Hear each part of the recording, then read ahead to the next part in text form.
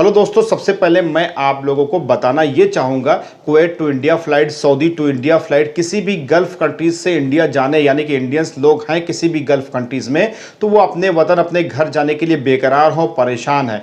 दरअसल Indian embassy यानी कि आपके इंडियन गवर्नमेंट की इंडियन एम्बेसी जिस जिस गल्फ़ कंट्रीज़ में है, उन्होंने ऑनलाइन एक फॉर्म सबमिट करने के लिए आप लोग से कहा है। एक ऑप्शन, एक लिंक दिया है, उस पर आप रजिस्टर हो करके और आने वाले वक्त में देखा जाए तो जब भी फ़्लाइट खुलेगी तो आप लोग पहले जा सकोगे। उसमें कई एक कंडीशन है, उसमें से मेन कंडीशन ये है कि फ़्लाइट का टिकट आपको खुद लेना पड़ेगा, यानी कि जो खर्चा होगा वो लेना पड़ेगा, खर्चा आपको करना पड़ेगा। दूसरी कंडीशन ये है कि जब आप लोग जाओगे तो 14 दिनों के लिए क्वारंटाइन ज़रूर होगे और उसका खर्चा भी आपको उठाना पड़ेगा।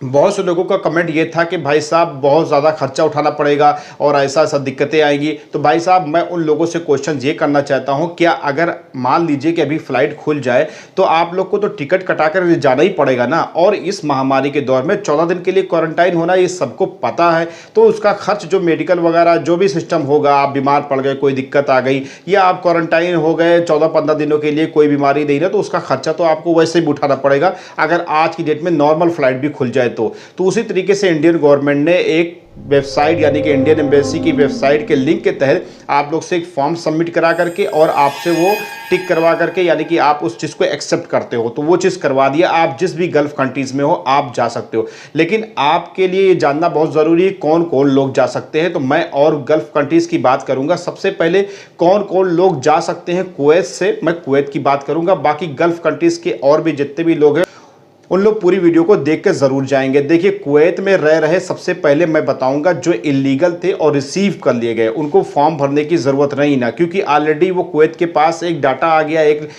आदमी आ गए कि हाँ इतने आदमी हैं कुवैत के पास, तो वो ऑटोमेटिकली गवर्नमेंट से, इंडियन गवर्नमेंट से बात करके आप लोग की सुविधा प्रोवाइड कराएगी। उसको भरने की ज़रूरत नहीं, परेशान होने की ज़रूरत नहीं ना। दूसरी चीज़ बात मैं करूं कि देखिए, बहुत से इलीगल कुवैत में हैं पर्सन और उनका यानी कि पासपोर्ट नहीं बन पाया, पासपोर्ट के लिए अप्लाई किया था और ये ऑनलाइन फॉर्म आ गया। तो बहुत से लोगों को क्वेश्चंस हैं, तो क्या हम फॉर्म भरें? दरअसल मैं आपको सबसे पहले बता दूं कि आप सबसे पहले पासपोर्ट अप्लाई करो और पासपोर्ट आप हासिल कर लो, फिर बाद में आप फॉर्म भर सकते हो और फिर कभी भी इंडियन फ्लाइट खुलेगी तो आप उसको जा सकते हो, या पानी वगैरह जहाज वगैरह जैसी भी जो सुविधा रहेगी वो आपके तहत पहुंचेगी और आप उसको अप्लाई करके जा सकते हो। अब रही बात कुवैत देश में रहने वाले नॉर्मल तरीके से जो हैं वो लोग कैसे जा सकते हैं और कौन कौन लोग जा सकते हैं और कौन लोग फॉर्म सबमिट कर सकते हैं। देखिए, कुवैत देश में जितने भी लीगल तौर से रह रहे हैं, नॉर्मल तरीके से रह रहे हैं, वो लोग फॉर्म तो भर सकते हैं, लेकिन क्या है कि उनके साथ जब तक, देखिए, आपका अगर कफील या आपके जो कंपनी के अंडर में है, अगर वो आपको परमिशन नहीं देता है जाने के लिए, अगर आप वो कह रहा है कि नहीं आप रहो, तब आप नहीं जा सकते हो।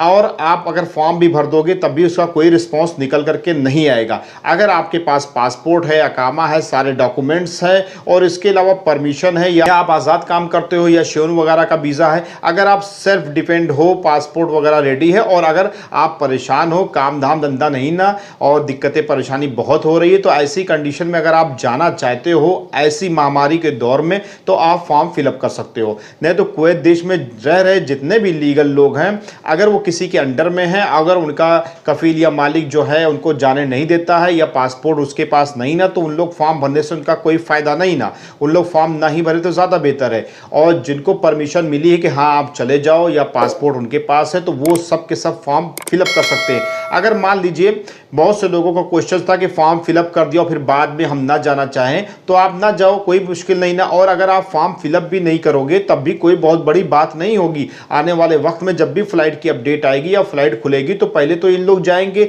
उसके बाद जो ऑप्शन रहेगा तो आप लोग भी जाना चाहेंगे तो चले जाएंगे। इसकी कोई एक्सपायरी डेट नहीं ना, आपकी अगर मर्जी होगी तो उस दौरान भी फॉर्म ऑनलाइन सबमिट कर सकते हैं, कोई लाइन लगाने की ज़रूरत नहीं है।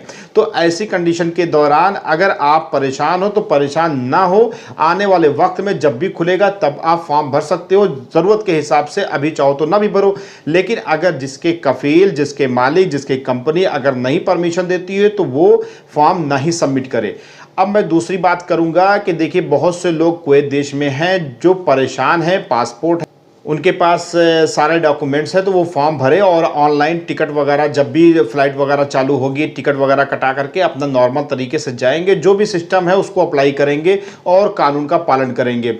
अब कुवैत देश में रह रहे जितने भी लोग हैं यानी कि लीगल तरीके से जो भी लोग हैं, अगर उनके पास 4 पैसा आ रहा है, कहीं से काम हो रहा है या किसी को सैलरी मिल रही है, बैठे बैठाई मिल रही है, तो ऐसी कंडीशन में उनको ना फॉर्म भरने की ज़रूरत है और ना इंडिया जाने की ज़रूरत है, क्योंकि ये टाइम जाने का नहीं ना, क्योंकि देखिए अगर आपका काम किसी भी तरीके से चल रहा है तो आपको जाने की ज़रूरत नहीं ना। अब मैं बात करूंगा सऊदी के हवाले से और कतर, ओमान, गल्फ कंट्रीज़ के हवाले से। देखिए अगर आप जो हैं के पास पैसा आ रहा है, 4 पैसा आपके पास मिल रहा है, सैलरी मिल रही है, तो आप लोग को फॉर्म भरने की और जाने की इंडिया की ज़रूरत नहीं ना।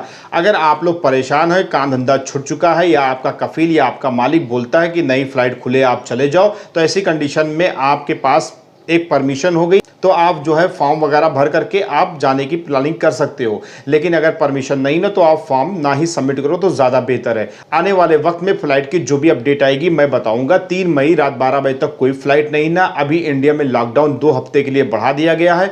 और दूसरी बात यह है कि अभी तक कोई भी इंडिया की DGCA विभाग से कोई भी अपडेट नहीं आएगी फ्लाइट कब चालू होगी। फ्लाइट का मसला ऐसा ही बना रहेगा और दिन पे दिन बढ़ता रहेगा। ऊपर वाला जाने क्या होता है क्या नहीं होता है। आपने वीडियो को लाइक किया, चैनल को सब्सक्राइब किया, इसके लिए बहुत बहुत शुक्रिया। नेक्स्ट वीडियो में नई जानकारी के साथ आप लोगों से मुलाकात होती है। तब तक के लिए अल्लाह हाफिज़, अल्लाह निगहबान।